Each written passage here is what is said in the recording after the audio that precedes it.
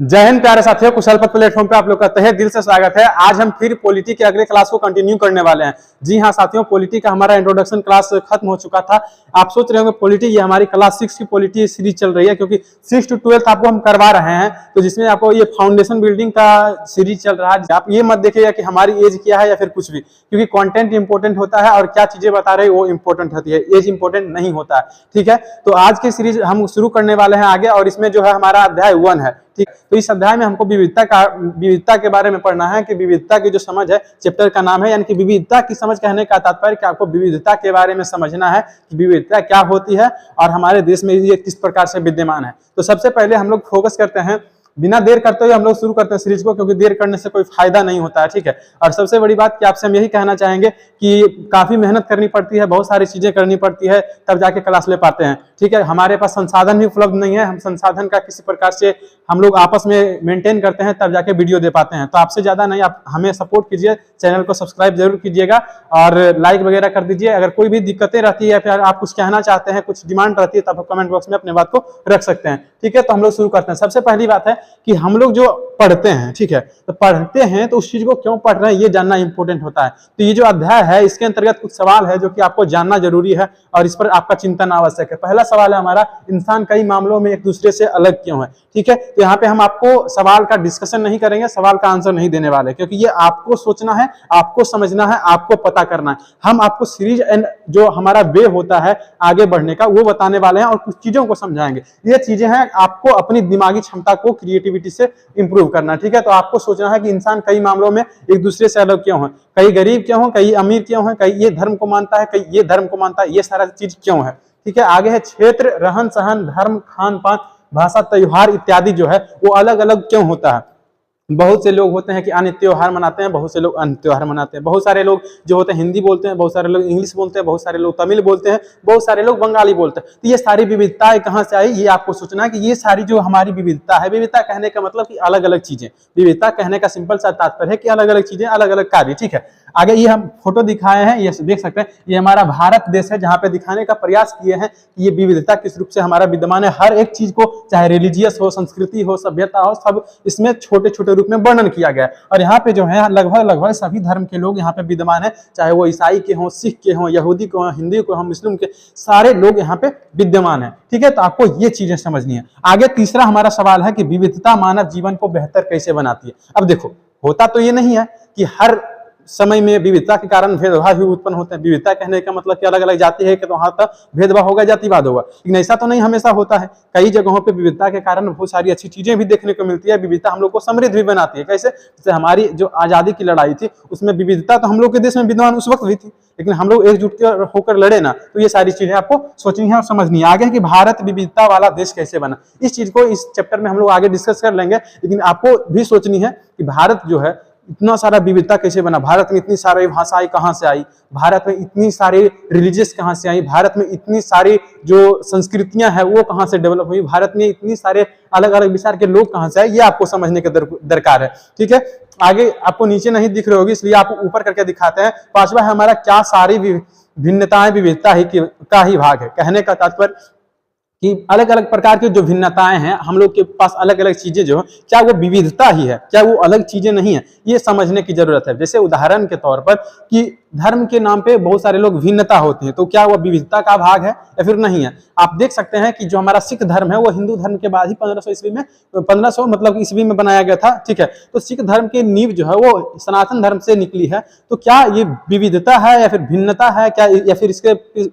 जो बीच में है कोई संबंध भी है, ये सारी चीजें भी आपको समझने की दरकार है। ठीक है, आगे हम लोग देखते हैं। आगे है कि अवलोकन करें एक समूह में। ठीक है, कहने का तात्पर्य क्या है भाई, इस प्रश्न को एनसीईआरटी खुद अपने में कवर किया है, जो कि कहता है कि आपस में सब लोग को फोकस करना है। पहला है, 4 सवाल दे दिया गया है एनसीईआरटी के द्वारा। एनसीईआरटी कहने का तात्पर्य कि जो हमारी राष्ट्रीय स्तर की संस्था जो बुक बनाती है, तो ये सारे कंटेंट को कौन, बड़े बड़े प्रोफेसर, बड़े बड़े जो लोग होते हैं, सोचो वो तय करते हैं। तो वो इस चीज को रखें कि बाहर जाते समय मैं पहनना पसंद करता हूं, आपका कोई और विचार होगा, आपके दोस्त कुछ और पहनना पसंद करते होंगे। ठीक है, मैं घर में बात करता हूं, मतलब किस भाषा में बात करते हैं या फिर किस रूप में बात करते हैं, इन सारी चीज, क्या आप भी उसी लहजे में बात करते हैं जिस लहजे में आपके माता पिता बात करते हैं, बिल्कुल कहिएगा आपकी नहीं, ऐसा नहीं करते हैं। फिर आगे मेरा पसंदीदा खेल, जैसे कि कहने का तात्पर्य कि आपका पसंदीदा खेल क्रिकेट भी हो सकता है, अगर लड़की है तो हो सकता है कि आप खो खो भी खेलती हो सकता है कि आपका कोई अन्य गेम भी, लूडो वगैरह भी हो। लेकिन क्या आप लोग का सबका जो खेल है, सबका जो इंटरेस्ट है एक हिसाब से है? कहिएगा नहीं, नहीं है। तो नहीं है, यही तो विविधता है। सबका अलग अलग रूप होना ही विविधता है।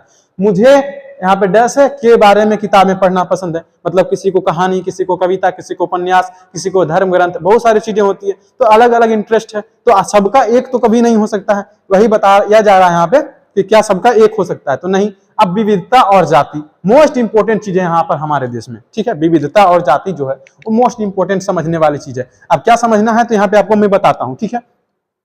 देखो, समझना यह है कि जाति जो है क्या वो विविधता का भाग है या फिर बनाया गया, ठीक है। तो क्यों ये बनाया गया है, तो इसको हम लोग हायर स्टडी में पढ़ेंगे। हायर स्टडी जब पढ़ेंगे तब हम लोग वहां पे देखेंगे, अध्ययन करके कि ये सारी चीजें कहाँ से है। अभी हमको नॉर्मल चीजें को सिर्फ समझना है, बेसिक रूप में हम लोग ऊपर बढ़ रहे हैं, ठीक है। अब देखो, जाति व्यवस्था असमानता का एक उदाहरण है। जाति व्यवस्था जो है असमानता कहने का मतलब एक समान नहीं है। देखिएगा कि ब्राह्मण का कुछ और लहजा है, यादव का कुछ और लहजा है, जो हमारे महतो जी होते हैं उनका कुछ और लहजा है, बहुत सारी चीजें होती है। जैसे कि आप लोग कैटेगरी के रूप में जानते हैं तो क्या जानते हैं, ओबीसी जानते हैं, एससी एसटी जानते हैं, ये सब जानते हैं ना।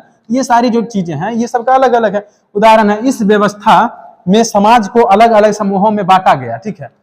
मतलब कि जो जाति है अलग अलग समूह में बांटा गया है ना। आप देखिएगा कि बहुत सारे लोग कहेंगे कि जो महतो जी हैं तो उनका खेती करना अलग है, ठीक है। यादव जी हैं तो वो गाय भैंस पालन करेंगे, ठीक है। अगर कोई मोदी जी हैं तो उनका है कि दुकानदारी या फिर व्यापारी करेंगे।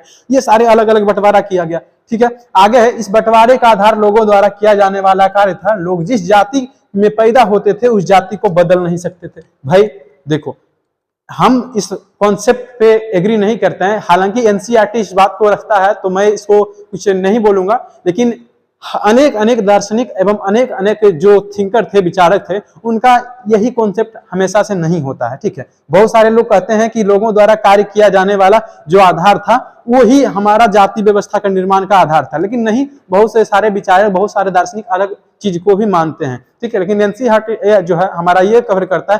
तो ये नहीं है कि आप किसी भी विचार को मानिए, लेकिन आपके पास कोई ना कोई तर्क होना चाहिए, ठीक है। क्योंकि इन सारे कसौटियों पर डायरेक्टली सीधा नहीं उतरा जा सकता है कि क्या चीजें बिल्कुल सही है क्या गलत, क्योंकि इसमें हमेशा मतभेद होते रहते हैं, ठीक है। तो जाति व्यवस्था की ये सारी चीजें, जाति व्यवस्था में हम लोग ज्यादा बात नहीं करेंगे, बस इतना समझिए कि जाति व्यवस्था असमानता का कारण है और हमारे देश में इसके वजह से बहुत सारी समस्याएं भी पैदा होती हैं, तो बहुत सारी समस्याएं सोल्व भी होती हैं।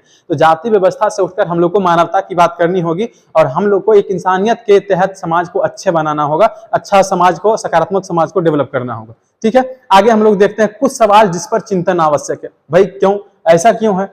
देखो, विविधता वाली जो पॉलिटी है ना, पॉलिटी हमारा समाज से संबंधित है, नागरिक शास्त्र है, सामाजिक विज्ञान है। तो सिंपल सी चीज है कि आपको समाज के बारे में पढ़ना है, तो समाज में यही सारी चीजें होती है, तो आपको ये सीखने की आवश्यकता है, ठीक है। आगे बढ़ते हैं, हर बच्चा स्कूल क्यों नहीं जाता है? इसका जवाब तो हम नहीं देने वाले हैं, आपको सोचना है, आपको थिंकिंग करना है, अपना क्रिएटिविटी को लाना है, ठीक है। तो हर बच्चा जो है वो स्कूल क्यों नहीं जाता है? आप देखिएगा कि गांव में बहुत सारे जो होते हैं, 70% अभी भी गांव में जो है वो स्कूल जाते हैं, लेकिन इसके अलावा जो 30% बच गए हैं वो गांव में अभी भी विद्यालय नहीं जाते हैं। भाई इसका कारण क्या है कि वो विद्यालय नहीं जा रहे हैं, ठीक है ना। अब विद्यालय नहीं जाने वाले वही लोग हैं जो पिछड़े लोग हैं, तो उनको समझाने की आवश्यकता है, आपको साथ देने की आवश्यकता है कि वो लोग क्यों नहीं जा पाते हैं, ठीक है। ये समझने की दरकार है, अब इसको आपको समझना है। अब बाकी बातें देखो, हम लोग क्लास के लास्ट में भी आपको कुछ नोट्स के बारे में बताएंगे, ठीक है। आप यहाँ से भी जो चीजें हैं आराम से कवर कर सकते हैं चीजों को, ठीक है। यहाँ से भी आप लिख सकते हैं, कोई दिक्कत की आवश्यकता नहीं होगी। लेकिन अगर आपको नोट्स प्रॉपर चाहिए तो हम वीडियो के लास्ट में नोट्स के बारे में कुछ गाइडेंस दे देंगे, ठीक है। अब देखो, सभी इंसान एक समान जीवन क्यों नहीं व्यतीत कर पाता? ये आपको सोचना है कि जो सभी लोग हैं वो एक समान जीवन व्यतीत क्यों नहीं कर पाते हैं। देखिएगा आपके बहुत सारे लोग रोड पे ही सो रहे हैं जिनके पास कपड़ा भी नहीं है, बहुत सारे लोग के पास मकान नहीं है, किसी के पास पूरा महल है तो किसी के पास झोपड़ी है। तो भाई एक समान क्यों नहीं है, इस पर थिंकिंग आवश्यक है। अगर नहीं है तो किसी को ज्यादा महल कैसे मिल गया, किसी को रहने लायक घर भी नहीं मिला, ये असमानताएं कहाँ से पैदा हुई, ये सब सोचने की आवश्यकता है, ठीक है। हम वीडियो यहाँ पे आपको बस एक गाइडेंस दे रहे हैं, आपको एक तरीका बता रहे हैं किस तरीके से पढ़ना, इस तरीके से सोचना समझना है। क्योंकि अगर यहाँ पर डिस्कस करेंगे तो पता चलेगा वीडियो 1.5 घंटा का हो गया और आप वीडियो को देख ही नहीं पाए, ठीक है ना। तो ये आपको सोचना है, समझना है, और आप हमारे नोट से भी सारी चीजों को देख सकते हैं।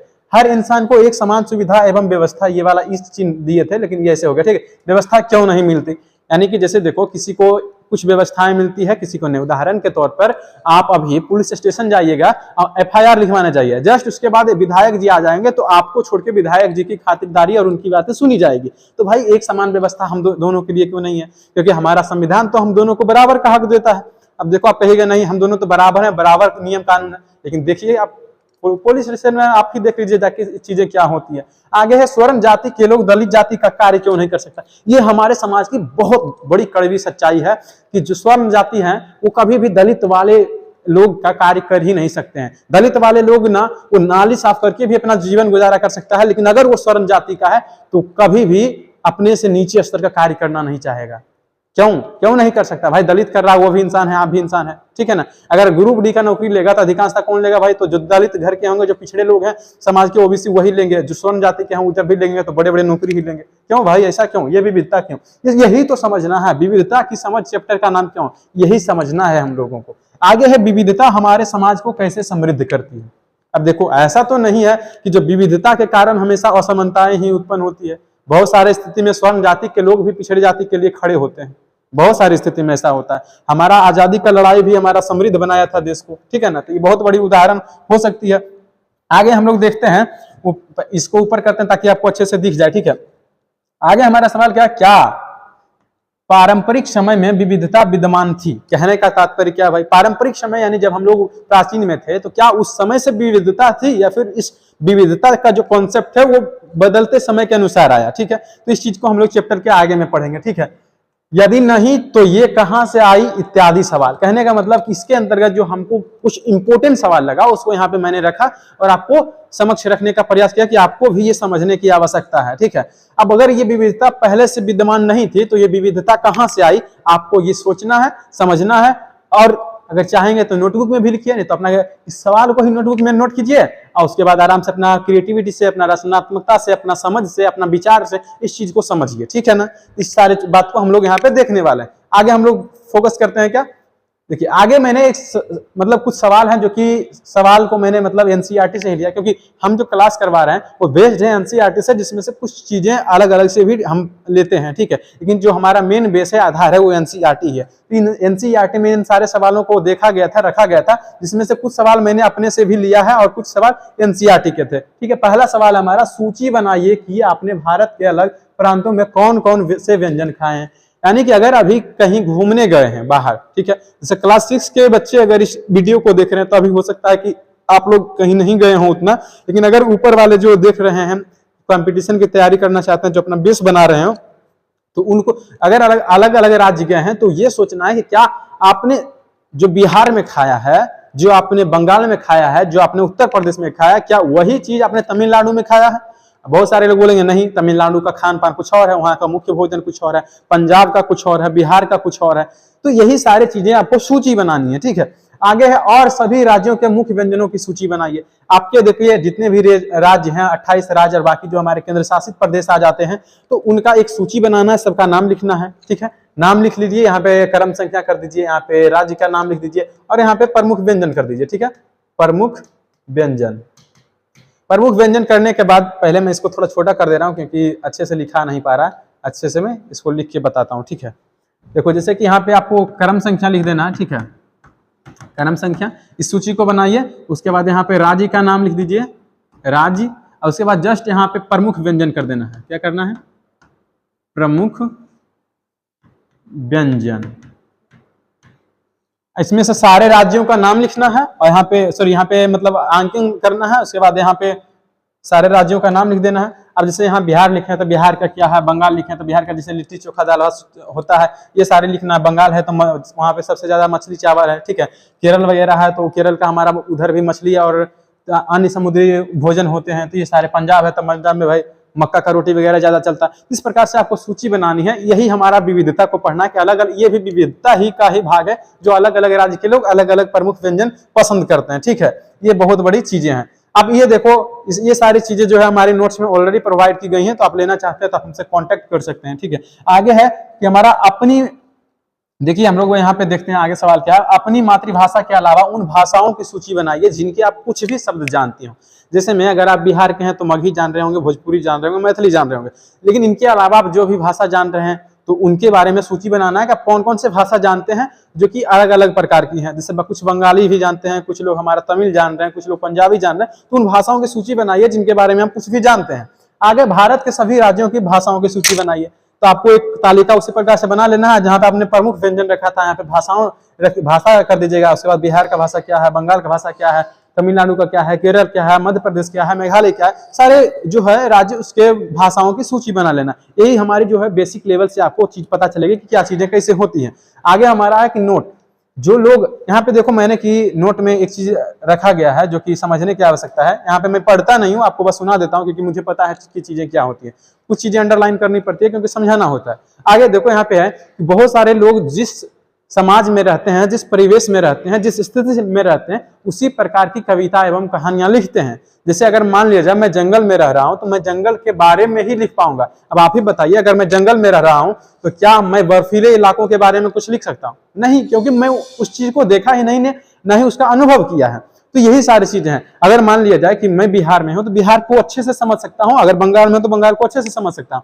केरल के बारे में उतनी चीजें नहीं बता पाऊंगा, बस जो चीजें हमको पता रहेंगी किताबी ज्ञान के रूप में या फिर जैसे भी मैंने एक्सप्लोर किया हो तो बस वही जान पाएंगे, ठीक है ना। तो उसी प्रकार की कहानियां लिखते हैं और इसी में एनसीईआरटी जो है कहता है, आपको एक सलाह देता है कि आपको जिस परिवेश में रहते हैं उसी प्रकार से अपने परिवेश के आधार पर चित्र या कहानी मतलब तैयार कीजिए। एनसीईआरटी यही कहता है कि आपको जिस परिवेश में भी है उस आधार पे कोई कहानी तैयार कीजिए या फिर कोई भी चित्र तैयार कीजिए जो कि आपका क्रिएटिविटी को बनाएगा, आपको समझ को विकसित करेगा, ठीक है। आप बना भी सकते हैं, नहीं भी बना सकते हैं, सोच भी सकते हैं, नहीं भी सोच सकते हैं, ठीक है। अब आगे हम लोग देखते हैं भारत में जो विविधता है उसके विषय में, ठीक है। भारत में जो विविधता है उसके विषय में हम लोग पढ़ाई करेंगे। देखो भारत विविधताओं का देश है, ये तो भाई समझाने की आवश्यकता ही नहीं है।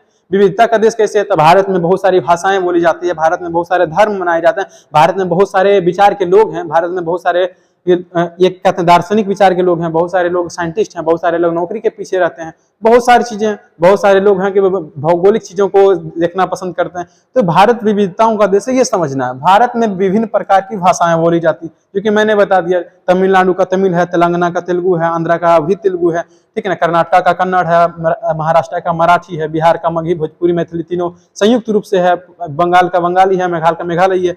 तो ये सारी जो भाषाएं हैं अलग है, यही सारी चीजें। फिर यहाँ अलग अलग प्रकार के त्योहार मनाए जाते हैं। जैसे कि उदाहरण के तौर पर भारत में त्योहार देखिए मनाया क्यों जाता है। त्योहार जो है हम जिस धर्म से ताल्लुक रखते हैं उसके आधार पर ही त्योहार हम लोग मनाते हैं। तो जब विभिन्न प्रकार के धर्म के लोग हमारे भारत में हैं तो निश्चित तौर पर है कि यहाँ अलग अलग प्रकार की त्योहार मनाई जाती है। अब ये समझाने की दरकार नहीं है क्योंकि कई लोग ईद मनाते हैं, कई लोग हमारे सरस्वती पूजा मनाएंगे, बहुत सारे लोग होते हैं जो कि सिख धर्म के हैं तो वो गुरुद्वारा जाना पसंद करते हैं। ये सारी चीजें हैं, ठीक है। अब इस समझते हैं। अब विविधता को समझे के बाद कहा गया कि विविधता कहाँ से उत्पन्न हुई, विविधता कहाँ से आई इस दुनिया में। तो देखिए बात यह है कि यहाँ पे जो समझाया गया है 250 वर्ष पहले, देखो यहाँ पे 250 वर्ष पहले यहाँ पे क्यों रखा गया है 250 वर्ष अगर यहाँ से हम लोग घटाते हैं तो यानी कि जब लोग अंग्रेज आना यहाँ पे प्रारंभ किया था उस समय से भी हमारी जो भारत में है विविधता अनेकों रूप से बढ़ी है। जैसे भाषाई रूप से अंग्रेजी हमारी विविधता में शामिल हो गई, ठीक है। बहुत सारे टेक्नोलॉजी आ गए हैं जो कि अंग्रेज का आने की वजह से भी बहुत सारा चीज डेवलपमेंट हुआ था टेक्नोलॉजी का, वो सारी विविधता उत्पन्न हो गई, ये हो गया, ठीक है। अब देखो प्राचीन समय में मैं यहाँ पे समझाता हूँ, आप इसको स्क्रीनशॉट लेके देख सकते हैं, नहीं तो पढ़ भी सकते हैं, पढ़ने की आवश्यकता नहीं होनी चाहिए, ये आपको समझने के लिए लिखा गया है। अगर आप नोट्स लिखना चाहेंगे तो यहाँ से भी आप वीडियो को पॉज स्क्रीनशॉट जो भी करना चाहें करके आप लोग यहाँ से नोट्स लिख सकते हैं, ठीक है। अब देखो मैं समझाता हूँ कि ये विविधताएं कहाँ से आई। जैसे प्राचीन समय में होता क्या था कि यहाँ पे मैं ऊपर करके थोड़ा बहुत समझाता हूँ चीजों को, ठीक है।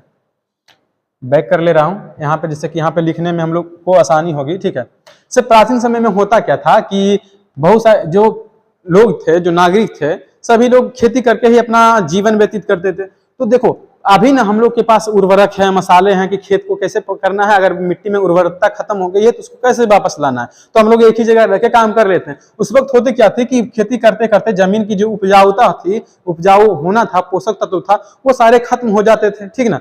खत्म होने की वजह से वहां पे फसल नहीं उगती थी, तो लोग क्या करते थे कि यहाँ से उठकर अन्य जगह पे जो जमीन की तलाश करते थे और वहां खेती करते थे। तो ये करने की वजह से ही जो चीजें हैं कि यहाँ के लोग जो थे, यहाँ के लोग रहने के कारण, अगर ये हमारे मान लिया जाए कि जंगली इलाका है तो जंगली इलाका में है, उसके बाद यहाँ पे जो चीजें थी वो उर्वरता खत्म हो गई और वो आगे लोग बढ़ने लगे। अब ये यहाँ से बढ़ के चल गए मैदानी इलाका में। कहाँ चल गए? मैदानी इलाका में, ठीक है।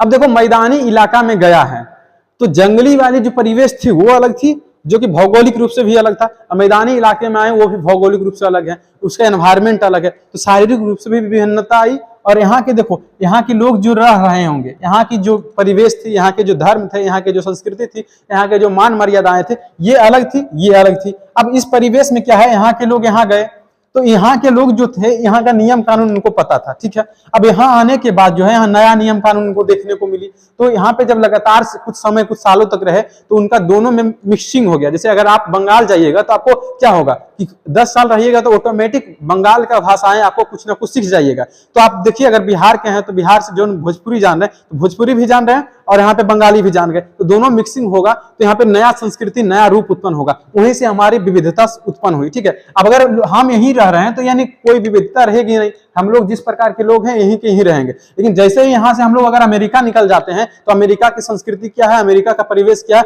उस प्रकार में हम लोग ढल जाएंगे। यहाँ पे हम लोग हमारे अंदर जो है अलग अलग प्रकार की चीजें उत्पन्न हो जाएगी। तो विविधता का कारण यही था कि जब लोग खेती के लिए इधर उधर गए तो नए नए जगहों के कारण उसमें नई नई परिवेश आई, नए नए समाज का मान मर्यादा आया, जिससे विविधता उत्पन्न हो गया, चाहे वो भाषाई रूप से हो, या फिर संस्कृति रूप से हो, या फिर नए संस्कृति के रूप से हो, ठीक है ना, या फिर विचार के रूप से हो। इस प्रकार से विविधताएं उत्पन्न होना शुरू हो गई थी, ठीक है। आगे हम लोग देखते हैं, आगे हम लोग यहाँ पे देख लेते हैं, जैसे कि यहाँ पे उदाहरण यहाँ पे दिया गया, ठीक है। भौगोलिक स्थिति के कारण, मैंने यहाँ पे भौगोलिक का जिक्र किया ना, पहाड़ी इलाके और मैदानी इलाके। तो देखिए, ये हमारा लद्दाख का एरिया है या जम्मू कश्मीर का एरिया है, ये हमारा केरल का एरिया है। ये सबसे बड़ी विभिन्नता है। आप जानते होंगे कि हमारा जो भारत का नक्शा है वो लगभग इस प्रकार का है, ठीक है ना। बना के थोड़ा सा दिखाता हूं आपको, ये मतलब कि यहाँ पे थोड़ा सा इस प्रकार से है, ठीक है। इस प्रकार से हमारा भारत है, यहाँ श्रीलंका है। तो ये हमारा जो एरिया है ये लद्दाख है और कश्मीर, यानी देख ले पूरा जम्मू कश्मीर है, पर्वतीय इलाका, बर्फीला इलाका है। और यहाँ पे हम लोग केरल का है, इस प्रकार से है ना, केरल, यहाँ पे तमिलनाडु। ये केरल, ये हमारे समुद्री इलाका है, इधर बाकी बात जो है समुद्र का इलाका है, और ये पर्वतीय इलाका है, यहाँ पे बर्फ रहते हैं, यहाँ पे खेती के लिए सुहाना मौसम है, जमीन है, उर्वरता है, सब कुछ है। तो यहाँ का जो परिवेश है वो बिल्कुल अलग है, और लद्दाख का जो परिवेश है वो बिल्कुल अलग है। यहाँ के लोग ठंडे के कारण हमेशा स्वेटर पहनते हैं, यहाँ के लोग के पास वैसी नहीं है, क्योंकि वो विषुवत रेखा के नजदीक पड़ता है, तो उतना नहीं, वो लोग ज्यादा मतलब गर्मीले इलाके पड़ जाते हैं, तो वो लोग ऐसे भी रहते हैं। बहुत सारे यहाँ के लोग जो होते हैं गर्मी के कारण, धूप के कारण, विषुवत रेखा के नजदीक रहने के कारण काले होते हैं। यहाँ के लोग गोले होते हैं, क्योंकि वो ठंडी इलाके में रहते हैं, उनमें धूप और जो हमारी भौगोलिक दशाएं हैं वो सारी चीजें नहीं होती है। तो ये हमारी विविधता का सबसे बड़ा उदाहरण है। भौगोलिक स्थिति के कारण भी विविधता आती है, ठीक है। ये सारी चीजें आपको समझनी है। तो यहाँ पे देखिए, भौगोलिक स्थिति की वजह से भी विविधता देखने को मिलती है, जो कि मैंने आपको समझा दिया,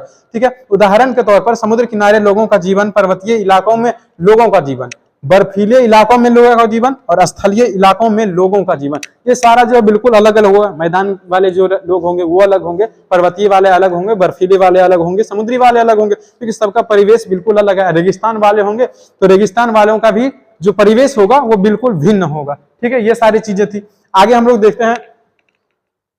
अब यहाँ पे देखिए एक और भी है कि शहरी एवं ग्रामीण लोगों का जीवन, ठीक है। अब शहर के लोग जो है उनका खान पान, रहन सहन, वेशभूषा एवं दैनिक का जो दिनचर्या है वो बिल्कुल भिन्न होता है, और गांव के लोग का जो रहन सहन, खान पान, दैनिक दिनचर्या वो बिल्कुल भिन्न होता है। ये भी हमारे विविधता का सबसे बड़ा उदाहरण है, ठीक है। आप लोग आराम से समझ सकते हैं इन सारी चीजों को, ठीक है। आपको देखिए यहाँ पे नोट्स के बारे में चिंता नहीं करना, क्लास के लास्ट में आपको हर एक चीज को स्क्रीनशॉट लेने के ऑप्शन हम देंगे, और नहीं तो अगर नोट्स से लिखना चाहते हैं तो हम आपको नोट्स भी देने का काम करेंगे, ठीक है, मिल जाएगा। अब देखो, विविधता का दो उदाहरण को हम लोग समझते हैं। यहाँ पे हम लोग केरल और लद्दाख के बारे में कुछ इंपॉर्टेंट चीज जानेंगे, उनके विषय में थोड़ा सा, ठीक है। देखो, प्रश्न है कि भारतीय नक्शे, मतलब कि जो हमारा भारत का नक्शा पूरा है, भारतीय नक्शे पर जम्मू कश्मीर और केरल को देखें और दोनों की भौगोलिक स्थिति, खान पान, पहनावा, जीवनचर्या, व्यवसाय आदि की सूची बनाइए। जैसे कि सारी सूची बनाना है, जिसमें कि केरल के बारे में पूरा डिटेल लिखना है, और हमारा ये जम्मू कश्मीर के बारे में पूरा डिटेल लिखना है कि वो किस प्रकार से चीजें हैं, ठीक है। अब हम देख लो लद्दाख के बारे में पढ़ते हैं थोड़ा सा। लद्दाख एक परिचय, मतलब लद्दाख के बारे में थोड़ा सा हम लोग जानेंगे, ठीक है। तो देखो, लद्दाख व्यापार हेतु एक अच्छा रास्ता माना गया है, क्योंकि यहाँ अनेकों घाटियां गुजरी है, जिनसे गुजरकर मध्य एशिया के काफिले उस इलाके में पहुंचते, जिसे आज तिब्बत कहा जाता है। तो हम थोड़ा सा आपको एक नक्शा वापस से बना के दिखाते हैं यहाँ पे, ठीक है। से हमारा देखो, छोटा करके बनाना होगा ताकि बड़ा कैसे बनाए आपको, अच्छा ऊपर करके बना। आगे देखिए, यहाँ ये काफिले अपने मसाले, कच्चे तेल आदि या फिर दरिया जो थे वो सारे चीजें लेके जाते थे, ठीक है। इस व्यापार का रास्ता था, इस रास्ते से लोग तिब्बत होते हुए रसिया वगैरह फिर यूरोप वगैरह का जो व्यापार होते थे वो यहीं से गुजरते थे, अफगानिस्तान रास्ते होते या फिर तिब्बत के रास्ते होते हुए, ठीक है। इस चीजों को हम लोग यहाँ पे आपको समझाते हैं थोड़ा सा चित्र के माध्यम से, ठीक है। जैसे समझिए, ये आपको यहाँ पे चित्र भी दिखाए हैं। जैसे देखिए ये हमारा जम्मू कश्मीर है और ये हमारा यहाँ पे नेपाल है, ठीक है, और इधर उत्तराखंड पड़ता है। अब यहाँ का जो एरिया बिल्कुल ऐसे करके है चाइना वाला, ये हमारा क्या है, तिब्बत है। क्या है, तिब्बत है।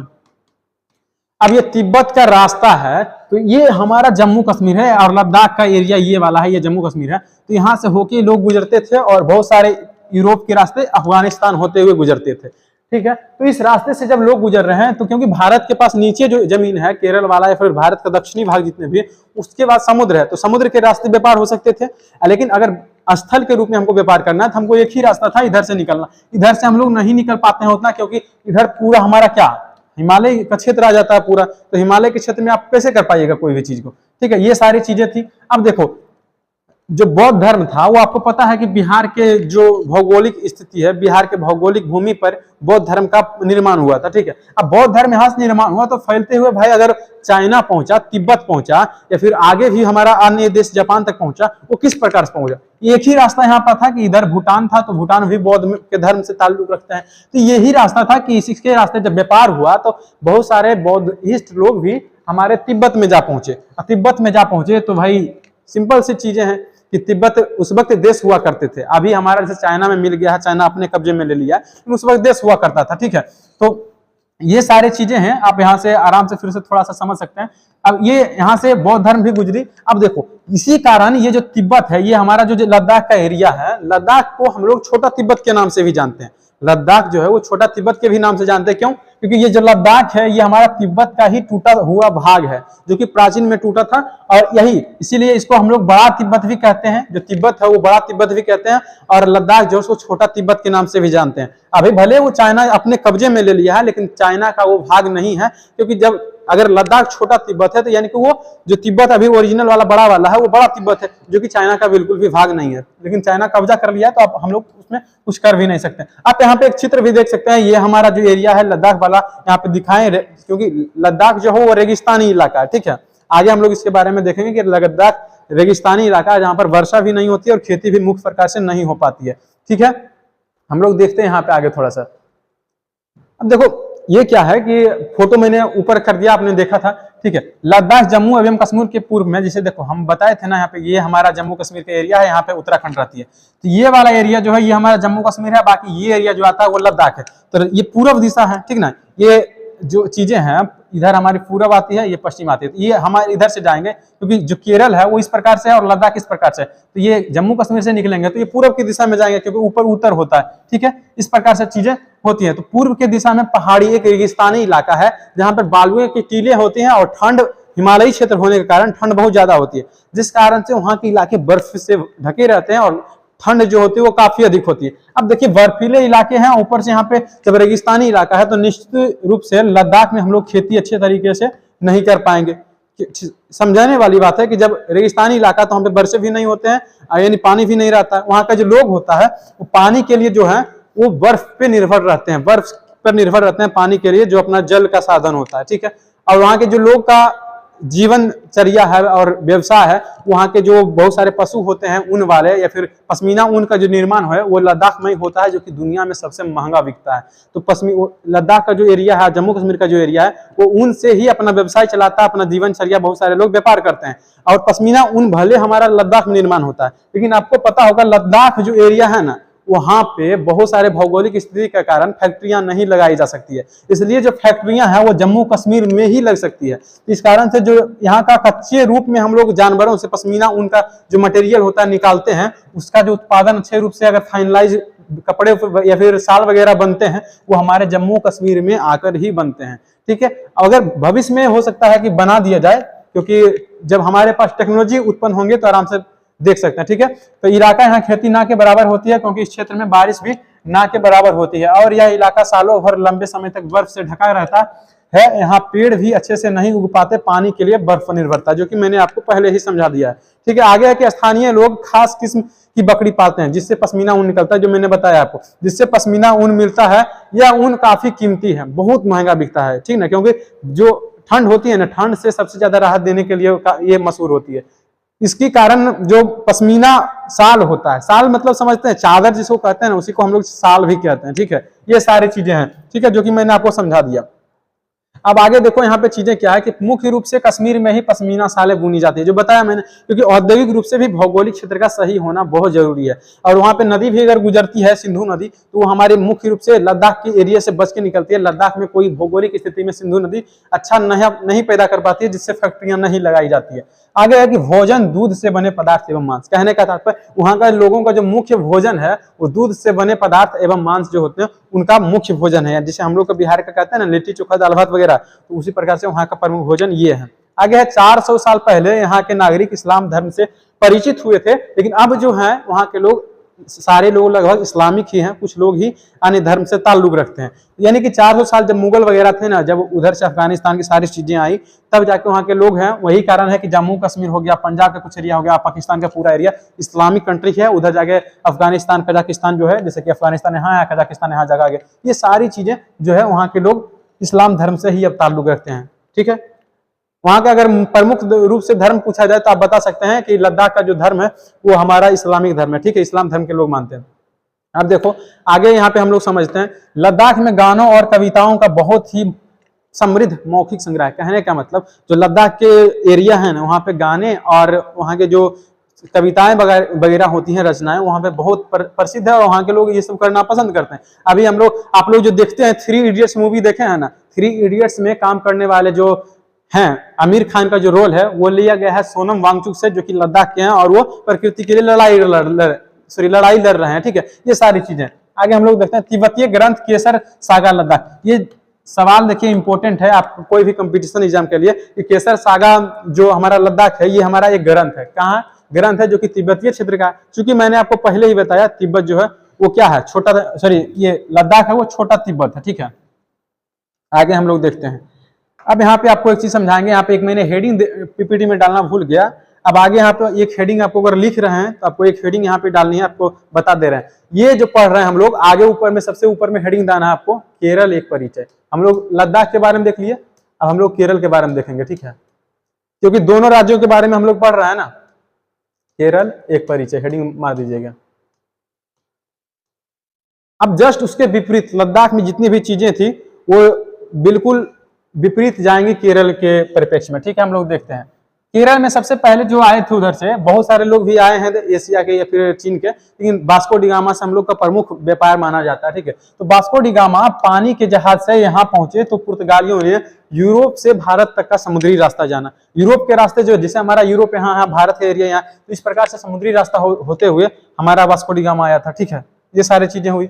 आगे है कि इन सभी ऐतिहासिक प्रभावों के कारण केरल के लोग विभिन्न धर्मों का पालन करते हैं, जिसमें यहूदी, इस्लाम। अब देखिए ये बहुत इंपॉर्टेंट है, केरल के लोग जो हैं अलग अलग धर्म से इसलिए ताल्लुक रखते हैं क्योंकि वहां के वास्को डी गामा आए थे इस्लामिक रूप से। ठीक है, और जो हमारे अंग्रेज थे वो हमारे बहुत मुख्य रूप से जो है ईसाई धर्म और यहूदी धर्म के होते हैं, तो वो वहां से आया। फिर हमारे भारत के लोग हैं तो हिंदू धर्म का ताल्लुक आ गया, सिख धर्म के ताल्लुक आ गया, यानी मुख्य रूप से सारे धर्म यहाँ पे हम लोग का जो है वो मनाए जाते हैं। बौद्ध धर्म वगैरह भी जो है प्रवर्तक हुई थी। ठीक है, आगे है चीन के व्यापारी भी केरल आए। कहने का मतलब जो चीन हमारा यहाँ से वियतनाम वगैरह जो इधर स्टॉक खत्म होता है, हमारा जो भारत का जो 7 वहन का राज्य कहा जाता है, तो यहाँ से लेकर जब लोग इधर आए तो केरल के रास्ते व्यापार मछली या फिर व्यापारी के लिए या फिर मछली पकड़ने के लिए भी केरल आया करते थे। ठीक है, यहाँ पर मछली पकड़ने के लिए जो जाल इस्तेमाल किए जाते हैं वो चीनी जालों से हूबहू मिलते हैं और उन्हें चीनी वाला कहा जाता है। ये बहुत ही इंपॉर्टेंट पॉइंट है, आपको समझने की आवश्यकता है। ठीक है, जब चीन के लोग आए तो वहां के चीन के ऑलरेडी लोग अभी भी जानते हैं कि चीन कितना डेवलप है। ठीक है, तो वहां के जो मछली पकड़े जाते थे जाल, वो हमारे चीन से मिलते जुलते हैं, जिसे हम लोग चीन वाला के नाम से जानते हैं, चीना वाला के नाम से जानते हैं। ठीक है, चीना मतलब जो शब्द है वो चीन से ही बना है। आगे तलने के लिए लोग जो बर्तन इस्तेमाल करते हैं उसे चीना चट्टी कहा जाता है।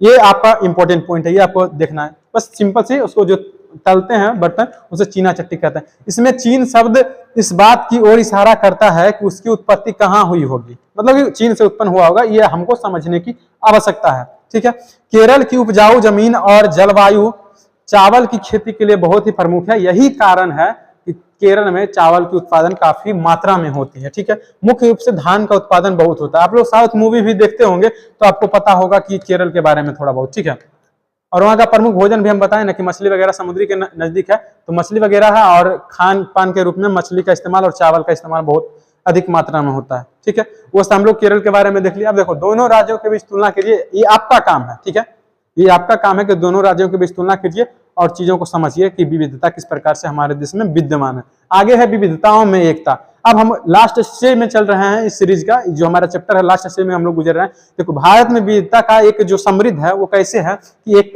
यहीं पे हम लोग देखेंगे कि अनेकता में एकता भारत में किस प्रकार विद्यमान है। ठीक है, तो भारत एक विविधता या अनेकता उसकी ताकत का स्रोत माना गया है। क्यों माना गया है? तो आपको पता होगा कि जो अंग्रेज थे वो आए थे, लगभग हम लोगों पर 200 वर्षों तक राज किए। ठीक है, गुलाम बना के रखा, बहुत सारी चीजें धन संपत्ति लूट के ले गए।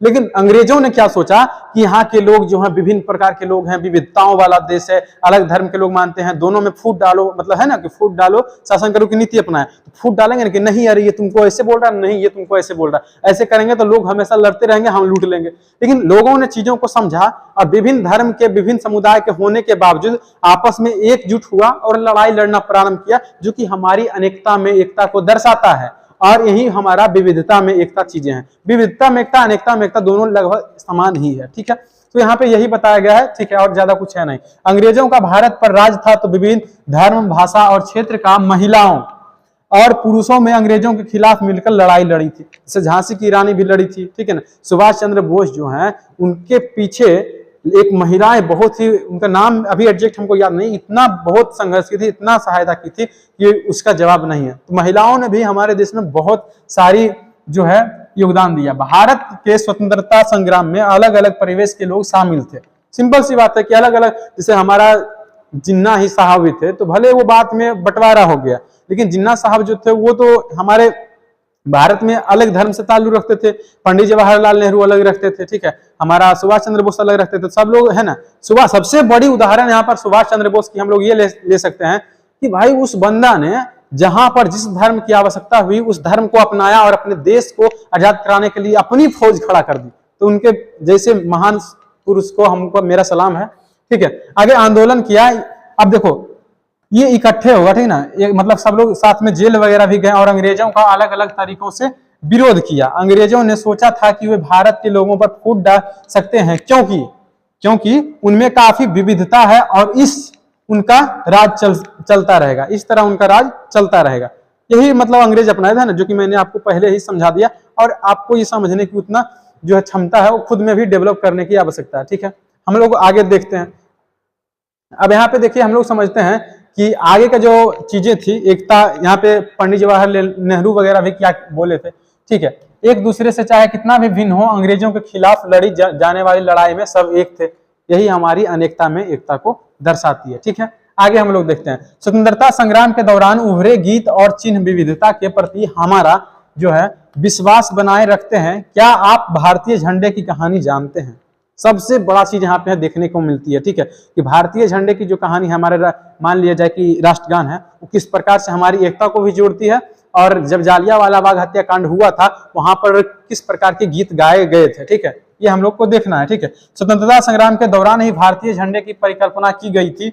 इस झंडे को सारे भारत में लोगों ने अंग्रेजों के खिलाफ इस्तेमाल किया। मतलब जब हम लोग आंदोलन करते हैं तो देखते हैं ना कि आंदोलन या फिर कोई भीड़ में नारा लगाते हैं, तो हम लोग जिस चीज का करते हैं उस चीज का अपना झंडा लेके चलते हैं। तो हम लोग आजादी की लड़ाई लड़ रहे थे, तो हम लोग आजादी की लड़ाई के लिए अपना खुद का झंडा निर्माण किया, जिसे हम लोग आज तिरंगा के नाम से जानते हैं। ठीक है ना, तो ये तिरंगा के नाम जो है वो स्वतंत्रता संग्राम की लड़ाई के मध्य ही बनाई गई थी। ठीक है, इसी मध्य में हमारा जो है राष्ट्रगान का भी निर्माण किया गया था। राष्ट्रगान जो हमारा जनगण मन है उसका निर्माण 1905 में रविंद्रनाथ टैगोर द्वारा किया गया था। 1905 में, कब? 1905 ईस्वी में। ठीक है, हम लोग आगे देखते हैं। आगे देखिए हम लोग देखते हैं कि जब जवाहरलाल नेहरू क्या बोले थे और किस चीजों के बारे में बताए थे। जवाहरलाल नेहरू जो अपना पुस्तक लिखे थे भारत की खोज, ठीक ना, अपनी पुस्तक भारत की खोज, यहाँ पे आप नोट कर सकते हैं। ठीक है, जवाहरलाल नेहरू का किताब क्या है, भारत की खोज। वो अपने पुस्तक में बात बोलते हैं कि भारतीय एकता कोई बाहर से थोपी हुई चीज नहीं है। ये उनका बहुत बड़ा कथन है जो कि आपको याद रखने की आवश्यकता है। भारतीय एकता कोई बाहर से थोपी हुई चीज नहीं है, बल्कि यह बहुत ही गहरी है, जिसके अंदर अलग अलग तरह से विश्वास और प्रथाओं को स्वीकार करने की भावना है। इसमें विविधता को पहचाना और प्रोत्साहित किया जाता है। इतना कथन को मैंने हाईलाइट कर दिया, ठीक है। ये भारतीय यहां से आपको लिखना है, ठीक है। इस चीज को कर लेना। आप इस कथन का इस्तेमाल एकता में, अगर एकता से संबंधित कोई लेख आती है, निबंध आती है, तो उसमें भी इस्तेमाल कर सकते हैं कि हमारे पंडित जवाहरलाल नेहरू का ये कथन था, ठीक है। आगे, यह नेहरू ही थे जिन्होंने भारत की विविधता का वर्णन अनेकता में एकता, यानी अनेकता में एकता के कॉन्सेप्ट और लोगों में जो विचार आया वो हमारे भारत की खोज की पुस्तक पंडित जवाहरलाल नेहरू से उत्पन्न हुआ था। ये चीजें यहाँ पे एनसीईआरटी द्वारा बताई गई है, ठीक है। देखिए यहाँ पे मैंने क्या किया कि एनसीईआरटी के सारी चीजों को मैंने अध्ययन किया, नए नए चीजों को जोड़ा, तब जाके आपको एक फॉर्मेट में तैयार करके आपके बीच समक्ष रखा। आप यहाँ से भी पढ़िए, एनसीईआरटी को भी अध्ययन कर सकते हैं और आपको एक गाइडेंस मेरे चीजों को समझे, इसलिए इस चीज को यहाँ पे मैंने रखने का, इस सीरीज लाने का प्रयास किया, ठीक है। अब हम लोग लास्ट देखते हैं, ठीक है। लास्ट चीजें आ गई, चैप्टर का लास्ट है हमारा, ठीक है। इस चैप्टर को समझिए कि मैंने पहले ही बता दिया, रविन्द्रनाथ टैगोर का जो हमारा जनगण मन निर्माण था, ठीक है ना। रविन्द्रनाथ टैगोर द्वारा रचित हमारा राष्ट्रगान भी भारतीय एकता का ही एक अभिव्यक्ति है। राष्ट्रगान किस तरह से एकता का वर्णन करता है, इसे अपने शब्दों में लिखिए। ये आपको मतलब एक सवाल दिया गया है कि राष्ट्रगान हमारी एकता को किस प्रकार से मतलब जोड़ता है, एकता को दर्शाता है, ये आपको लिखना है। तो देखिए, जैसे कि ये हमारा भारत है, ठीक है। ये हमारा मान लीजिए भारत है ना, और यहाँ पर हम लोग का, ठीक है। अब जैसे जनगण में बोला गया है ना कि पंजाब, जैसे देखो ये हमारा पंजाब का, जैसे यहाँ पे जम्मू कश्मीर है, ये पंजाब का एरिया है ना, यहाँ पे ये छोटा सा पंजाब है, लेकिन पूरा जो भाग था वो कट के कहाँ चल गया, पाकिस्तान में चल गया, ठीक है। तो ये है पंजाब, ठीक है। सिंध, गुजरात, फिर मराठा, द्रविड़, ये एरिया जो हमारा था, उत्कल, यहाँ पे बंगाल था, बंगाल, ठीक है ना। उसके बाद यमुना गंगा है ना, तो यहाँ पे हमारा देखो यमुना आता है, ये हमारा गंगा आता है, ठीक है ना। जलद तरंगा, ठीक है, हिमाचल वगैरह भी आती है। यानी कि पूरी रूप से जो चीजें हैं जनगण में लिखा हुआ वो पूरे भारत को दर्शाती है। अब देखो, चूंकि 1905 में ही जनगण मन लिखी गई थी, तो उसमें पंजाब लिखा गया, जो कि आज पाकिस्तान में भाग गया। कुछ क्षेत्र जो हमारा ये है, ये हमारे भारत में है। तो उस वक्त हमारा जो पाकिस्तान था वो अलग नहीं था, इस प्रकार से सम्मिलित रूप से लिया गया। और जो हमारा सिंध का भाग है, यहाँ पे है ना, सिंधु नदी के पास में, ये सारे चीजें जो है हमारे जनगण में एकता का दर्शाता है। यही आपको वर्णन करना अपने रूप में, ठीक है। अब आगे देखो, एक चीज आपको दिख रही होगी जो कि आपको समझना है, ठीक है। ये एक आप देख रहे हैं चीजें, ये जो आप देख रहे हैं ये एक कविता है। क्या है?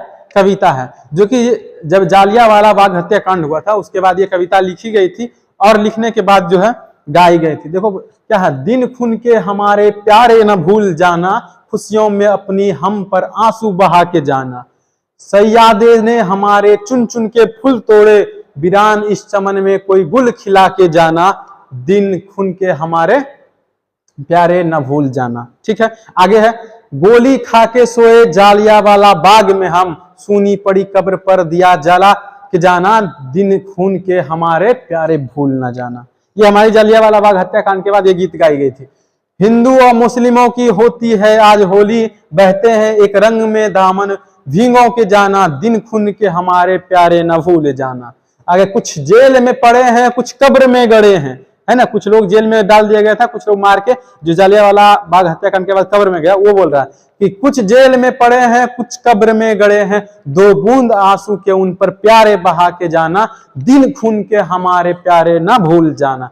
ये जो कविता है लिखा गया है किनके द्वारा लिखा? भारतीय जननाट्य संघ, ये जो हमारा जननाट्य संघ था उसके द्वारा लिखा गया है, जो कि जालियांवाला बाग हत्याकांड के बाद ये गाया जाता था। ठीक है, तो इस चीज को आप यहाँ पे समझ सकते हैं। ठीक है, तो हमारी जो चैप्टर थी यहाँ पे खत्म होती है, यहीं तक हमारी भारत में जो विविधता था वो समझना था, और चैप्टर जो विविधता की समझ है वो खत्म होती है। बाकी जो चीजें हैं अगर आप इसको लिखना चाहते हैं अच्छे तरीके से, तो जो मैंने डिस्कस किया उस तरीके से भी आप लिख सकते हैं सीरीज में, कोई दिक्कत की आवश्यकता नहीं है। लेकिन अगर लगता है कि आपको एक प्रॉपर तरीके से हम इस वीडियो को पढ़ के समझ गए हैं, खुद से लिखना है, तो आपको नोट्स भी प्रोवाइड कर दिए जा सकते हैं। अगर आप लेना चाहते हैं नोट्स, तो नोट्स आपको टेलीग्राम चैनल पे मैसेज कर दीजिएगा डायरेक्टली, आप कुछ नहीं बस कुशल पर सर्च करना है टेलीग्राम पे जाके, वहां पे सर्च कीजिएगा तो आपको वहां से भी नोट्स मिल जाएंगी।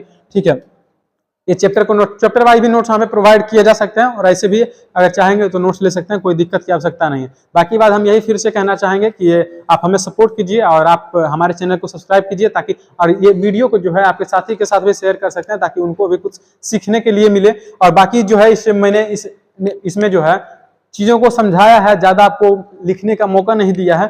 तो आप लिखना चाहते हैं अगर पूरी चीजों को, तो मैं आपको शुरू से ला देता हूं, आप उसको आराम से लिख लीजिए। ठीक है, देखिए यहां से हमारा है, यहां से स्क्रीनशॉट लेना चाहेंगे तो पॉज करके ले सकते हैं। ठीक है, लेते जाइएगा आराम से, बाद में अपना आपको बस नहीं, नोट्स में भी हमारी यही चीजें हैं जो कि यहाँ पे आपको बोर्ड पर दी गई है। ठीक है, सेम चीजें हैं और कुछ भी अंतर नहीं है, तो आप समझिए कि आपको क्या करना है। ठीक है, आगे हम लोग करते हैं। सेम चीजें हैं, कुछ अंतर नहीं है। ठीक है, बस इसमें क्या है, हमारे नोट्स में आपको जो सवाल इसमें दिए गए हैं उसका सॉल्यूशन मिल जाएगा और इसमें सवाल आपको खुद से बनाना है। ठीक है, आगे आप लोग देखिए। बाकी बात आप मन लगा के पढ़ाई करते रहिए, हम आपके उज्जवल भविष्य की कामना करते हैं। और कोई दिक्कतें रह जाती है तो कमेंट बॉक्स में आप बता सकते हैं, पूछ सकते हैं, क्योंकि उसके समाधान के लिए ही हम लोग यहाँ पे हैं। ठीक है, आगे आप लोग देखते जाइए। ऐसा तो नहीं है भाई कि अगर हम खाली बोल इसको दिखाते जाएं, आप पता चलिए कहाँ चल गए, खाली दिखा रहे हैं, तो इसलिए बोलना पड़ता है बीच में कुछ कुछ। ठीक है, पॉज करके अपना ले लीजिए स्क्रीनशॉट। ठीक है ना, चलिए आगे हम लोग देखते हैं। ये हमारा केरल वाला भाग आ गया है, वास्को डी गामा से जो शुरू हुआ था। यहाँ पे एक बात ध्यान दीजिएगा, यहाँ पे हेडिंग दे दीजिएगा इससे पहले कि वास्को ये केरल एक परिचय करिए। ठीक है, आगे हम लोग देखिए, दोनों राज्यों के बीच तुलना कीजिए, आपको करना है ये। ठीक है, आगे यहाँ पे आप लोग अच्छे से देख लीजिए। चलिए ये लास्ट है। ठीक है, लास्ट पीपीटी। बाकी बात आज की क्लास के लिए इतना ही। आप हमारे चैनल को सब्सक्राइब अवश्य कीजिएगा, हमें सपोर्ट कीजिएगा। ठीक है, बाकी बातें कुछ रह जाती है तो आप कमेंट बॉक्स में अपना विचार रख सकते हैं, आप कुछ कहना चाहते हैं तो कमेंट बॉक्स में आप अपना बात रख सकते हैं। आज की क्लास के लिए इतना ही। जय हिंद, जय भारत, धन्यवाद।